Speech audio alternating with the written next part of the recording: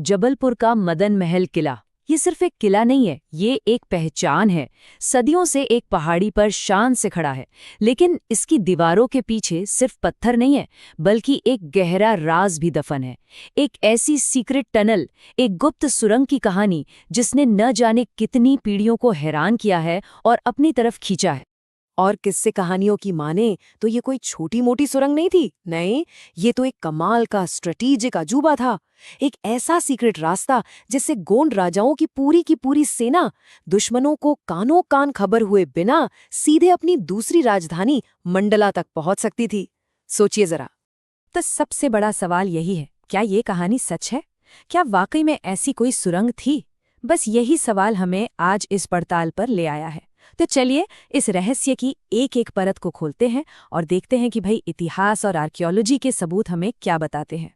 तो सबसे पहले बात करते हैं इसी कहानी की। आखिर ये कहानी है क्या और इसमें ऐसा क्या खास है जो आज भी इतनी मशहूर है? जरा सोचकर देखिए, एक ऐसा सीक्रेट रास्ता जो जंग के टाइम पर सैनिकों को जरूरी हथियारों को, खाने पीने के सामान को पूरी तरह से सेफ एक किले से दूसरे किले तक पहुंचा दे।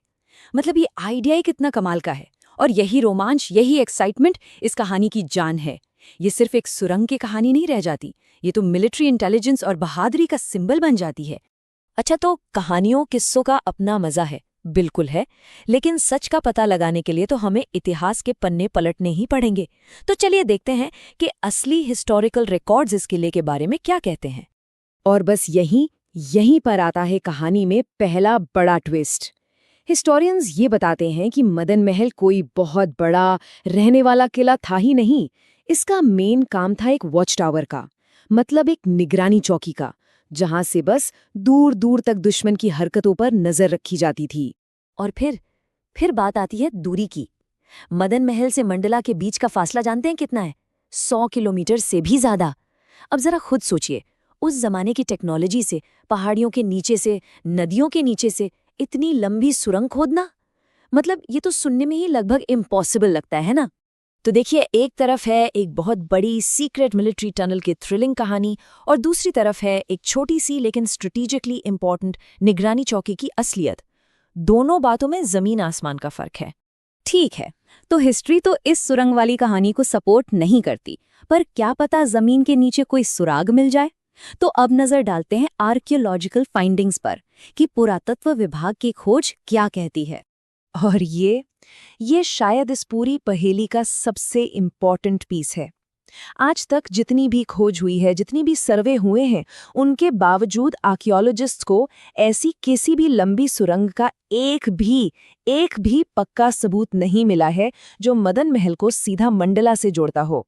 तो फिर सवाल उठता है कि वो जो सुरंग जैसे स्ट्रक्चर्स दिखते हैं वो क्या है? तो एक्सपर्ट्स का मानना है कि किले के अंदर छोटे मोटे सीक्रेट रास्ते, या फिर अनाज और पानी स्टोर करने के लिए अंडरग्राउंड जगह हैं, या फिर घेराबंदी के वक्त भागने के लिए छोटे इमरजेंसी एग्जिट्स, ये सब जरूर हो सकते हैं। और ये बहुत मुमकिन है कि वक्त के साथ इन्हीं छोटी छोटी चीजों को मिलाकर एक बहुत बड़ी सुरंग की कहानी गढ़ ली गई हो। तो अब तक हमने जो भी देखा, सुना, कहानी को समझा, इतिहास को खंगाला और आर्कियोलॉजिकल सबूतों पर भी नजर डाली, तो इन सबको एक साथ रखकर देखने पर हम किस नतीजे पर पहुंचते हैं? तो जब हम सबूतों को तौलते हैं तो तस्वीर एकदम साफ हो जाती है। मदन महल से मंडला तक सुरंग का जो दावा है, उसके पीछे कोई आर्कियोलॉजिकल प्रूफ नहीं है, जीरो। और 100 किलोमीटर से ज्यादा लंबा सीक्रेट रास्ता बनाना, वो उस दौर की टेक्नोलॉजी के हिसाब से मिलिट्री और लॉजिस्टिक्स दोनों ही तरह से प्रैक्टिकली इम्पॉसिबल था। तो क्या हम ये मान लें कि सुरंग की कहानी बस एक कहानी है, एक लोक कथा जो हमें अपने इतिहास से जोड़ती है, हमें सोचने पर मजबूर करती है? या फिर क्या सच में कोई राज आज भी उन पुराने पत्थरों के नीचे दबा है जो बस खोजे जाने का इंतजार कर रहा है? इसका जवाब शायद हमेशा के लिए इतिहास और कल्पना के बीच ही कहीं खोया रहेगा।